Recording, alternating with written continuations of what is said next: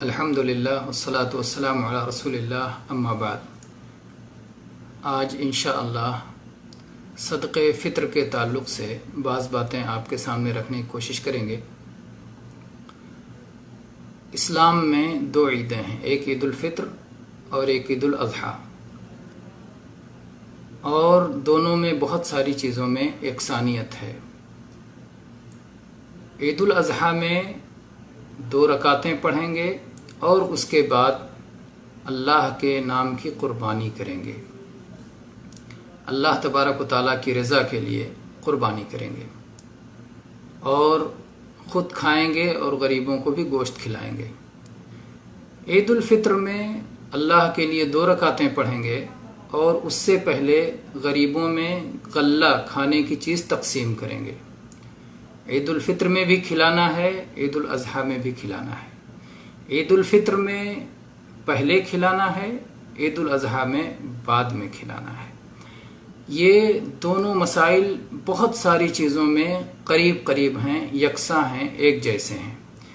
جیسے کوئی شخص یہ چاہے کہ جس دن چاہے قربانی کر لے، ذوالحجہ کی 1 تاریخ کو چاند دیکھا اور وہ چاہتا ہے 2 تاریخ کو یا 4 تاریخ کو یا 5 تاریخ کو قربانی کر لے، قربانی نہیں کر سکتا۔ قربانی کا ایک وقت متعین ہے اور وہ ہے عید پڑھ لینے کے بعد سے ایام تشریق کے ختم ہونے تک۔ ابتدا بھی متعین ہے اور انتہا بھی متعین ہے۔ اسی طرح سے زکوٰۃ الفطر کے مسئلے میں بھی ابتدا بھی متعین ہے اور انتہا بھی متعین ہے۔ جس دن چاہے زکوٰۃ الفطر ادا کر دے، ایسا نہیں ہے۔ جس دن چاہے جب تک چاہے زکوٰۃ الفطر دیتا رہے، ایسا نہیں ہے۔ 27 رمضان کے بعد 28، 29، 30 ان کو زکوٰۃ الفطر ادا کرنا ہے، اور عید پڑھ لینے سے پہلے تک ادا کر دینا ہے۔ اگر کوئی شخص 27 رمضان سے پہلے یا 27 رمضان کو فطرہ ادا کرتا ہے، فطرہ ادا نہیں ہوگا۔ جیسے کوئی عید الاضحیٰ پڑھنے سے پہلے قربانی کر لیتا ہے، قربانی ادا نہیں ہوگی، قبول نہیں ہوگی۔ اور اگر کوئی شخص عید الفطر کے بعد صدقہ فطر ادا کرتا ہے تو اس کا صدقہ عام صدقہ ہو جائے گا، صدقہ فطر نہیں ہوگا۔ جیسا کہ ایام تشریق گزر جانے کے بعد کوئی قربانی کرتا ہے تو اس کی قربانی قابل قبول نہیں ہوگی۔ بہت سارے لوگ اس کو کہتے ہیں کہ آپ یہ مسئلہ بیان کر رہے ہیں قربانی پہ قیاسات ہیں۔ نہیں بھائی، یہ نہ سمجھیے، قیاسات نہیں ہیں، یہ الجمع بین الاشباہ والنظائر ہے، ایک جیسے مسائل کو اکٹھا کرنا۔ تو قیاس کہہ کر کے اسے آپ آسانی سے رد کریں، یہ آپ کی کم علمی مانی جائے گی۔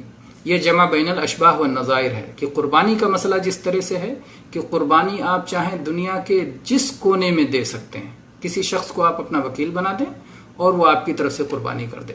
ایسے ہی صدقہ فطر دنیا کے جس کونے میں آپ چاہیں دے سکتے ہیں، آپ کسی کو اپنا وکیل بنا دیں، وہ آپ کی طرف سے غریب کو صدقہ فطر ادا کر دے۔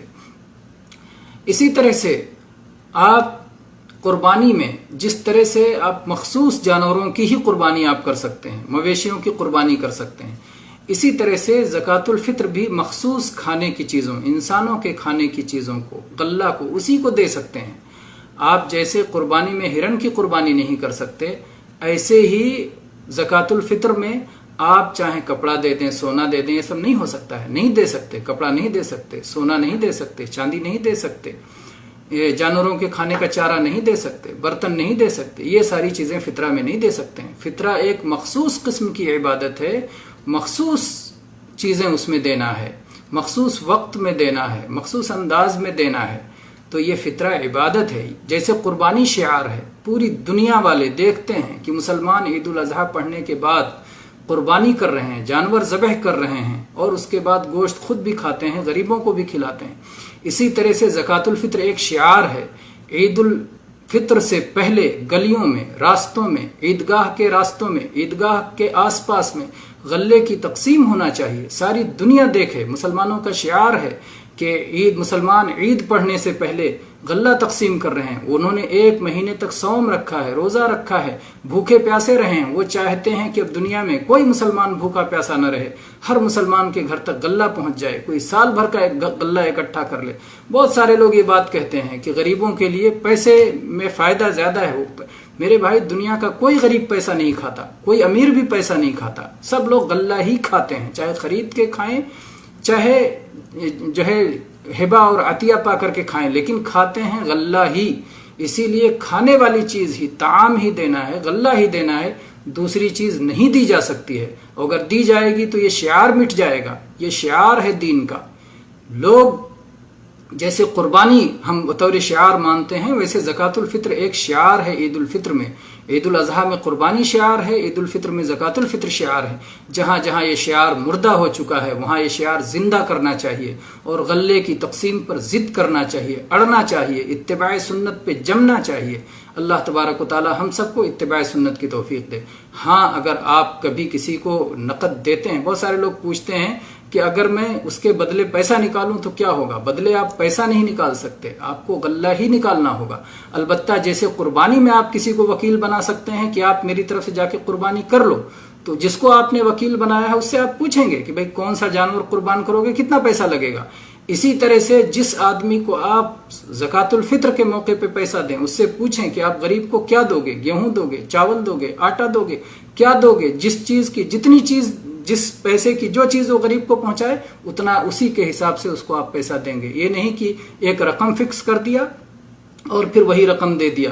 وہ آدمی غریب کو کیا دے رہا ہے؟ آپ سے کشمش کا پیسہ لے اور غریب کو جا کے گیہوں دے دے، تو یہ نہ لے کے دینے والے کے لیے درست ہے، اور نہ جس شخص نے ادا کیا اس کا ادا ہوگا، فطرہ ادا ہوگا، اس لیے کہ اس نے وکیل اپنی مرضی کا مالک نہیں ہوتا ہے۔ جتنا موکل کہتا ہے اتنا وکیل کو کرنا ہوتا ہے۔ تو بہرحال زکوٰۃ الفطر کا مسئلہ بہت واضح ہے۔ اگر ہم اس کو چونکہ زکوٰۃ الفطر اور اضحیہ یہ دونوں قریب قریب ہیں، دونوں کو ایک دوسرے سے ملا کر کے سمجھنے کی کوشش کریں گے تو انشاءاللہ مسئلہ بہت آسانی سے سمجھ میں آ جائے گا۔